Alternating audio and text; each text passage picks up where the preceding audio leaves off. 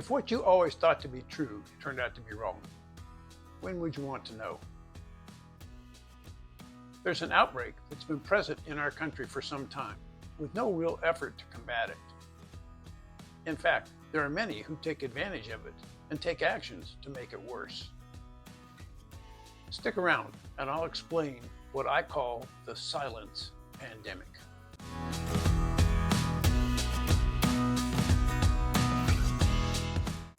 Hello and welcome. For those who don't already know, my name is Steve. I'm a concerned grandfather, great-grandfather, who has noticed a disturbing trend developing over the past 5 decades. I've created this channel devoted to reversing that trend, moving our government back away from what is currently of the wealthy, by the wealthy, for the wealthy, to a government of the people, by the people, for the people. This video is about one of the fundamental changes that we face and what we can do to make a meaningful change. Have you ever noticed in life that oftentimes the really important things aren't all that exciting? There's usually things we'd rather do, rather pay attention to. In fact, sometimes the most important things can be kind of boring. And I admit, the topic that we're discussing today falls into that boring category. You see, I've been talking about this stuff for a few weeks now, and it almost appears that nobody cares. I know that's not true, and I don't take it personally, but I am frustrated because this is one of the most important fundamental concepts that more people need to understand and embrace. Since the majority of you watching this are much younger than I am, this is going to have a much greater impact on you than it is on me. I'm asking you to stick around to the end, not for me. I'm asking you to do this for your children, grandchildren, and generations to come. So let's talk about the silence pandemic. What do you believe is the makeup of the largest block of voters in this country? No, it's not the donkey people, not the elephant people. It's the people who are eligible to vote, but don't. Now I want to let that sink in for a minute. If that's not alarming to you, it should be. Let me tell you why. Most of the people in this country who don't vote because they feel it doesn't matter. Their vote doesn't count. The system's rigged against us. And you're probably right. The system, unquestionably is rigged against, many of us. But that's exactly why this becomes such an important topic. You ever wonder why many of our elections, the candidate that wins gets the most votes? Because there's a substantial number of people that consider them the lesser of two evils? Why are all of our candidates from one extreme to the other? Why do our politics move from one extreme to the other? We watch administration after administration put more effort into undoing what the last administration did than bringing about any meaningful, well thought out change. The reason for this is really pretty simple. It's the radical left and radical right who are calling all the shots for the rest of us.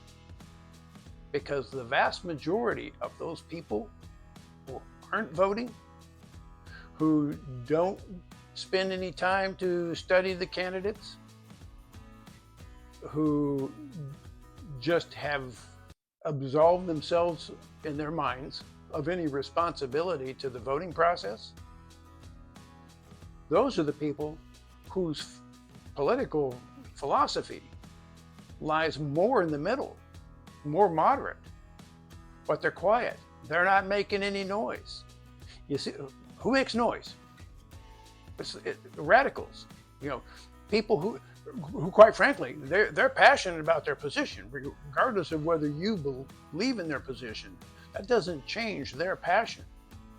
The problem is those of us who want a reasonable, intelligent government and representation, we're too quiet, to the point where, again, the largest block of voters aren't even taking the time to vote.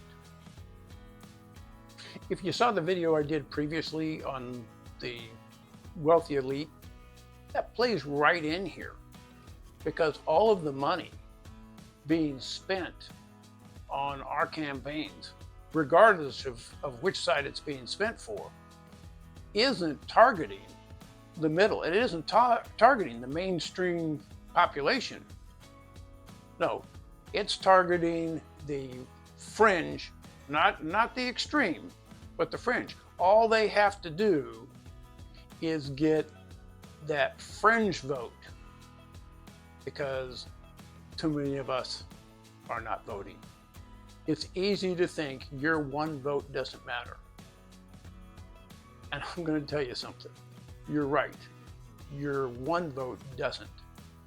But when you couple your one vote with roughly 120 million people who didn't vote, 120 million, I'm going to ask you a question. As a citizen, what gives you the right to choose not to take your time to meet your civic responsibility? What gives you the right to sit back and expect that everybody else is going to do it? You want to hear something really interesting?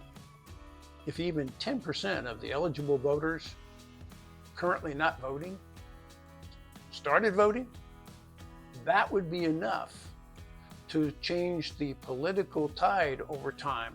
We'd start seeing more moderate candidates who were more interested in serving their constituents instead of the ginormous political machines and the wealthy elite. See, make no mistake about it, the wealthy elite know very much how to pit us against each other. All you have to do is look at all the angst and anger in the country today to understand that they've been doing their job better than almost 40% of the eligible voters have been doing ours. So here's how we do this. First and foremost, it requires a change in your mindset. You need to understand this is part of your responsibility. If you're going to live in this country, you have a responsibility to be a responsible citizen. And that means that you have to pay a little bit more attention to what's going on so that you can make an informed and intelligent vote. And then, of course, you have to vote. And I know that some of you that I'm talking to, you do these things. What more do you need to do? What more do I need to do? We need to be talking to other people. And we don't have to try and, again, we don't even have to try and tell them how to vote. Let's just get people to vote. You know, and I don't care how you do that. Share this video, post it on Facebook, talk to your friends and family. Just make sure that people around you, people that you have contact with, are meeting their civic responsibility, at least at this small level. Now, here's how you can help me get this message out. I don't know how much you know about the way YouTube works, but I can tell you, because this is a boring topic, nobody's out there searching for this. This video is not going to get any traction unless we share it with the people that we know. Now, I'm hoping that this isn't so controversial that you're going to use that as an excuse for not getting it out to people. The fact of the matter is, if you don't like the way things are going in this country, if you don't like the way things went under the last administration, or the administration before that, or the administration before that, understand we've brought this on ourselves. We brought this on ourselves by not meeting our civic responsibilities. Please share this video, talk to your friends, family. Thanks for listening.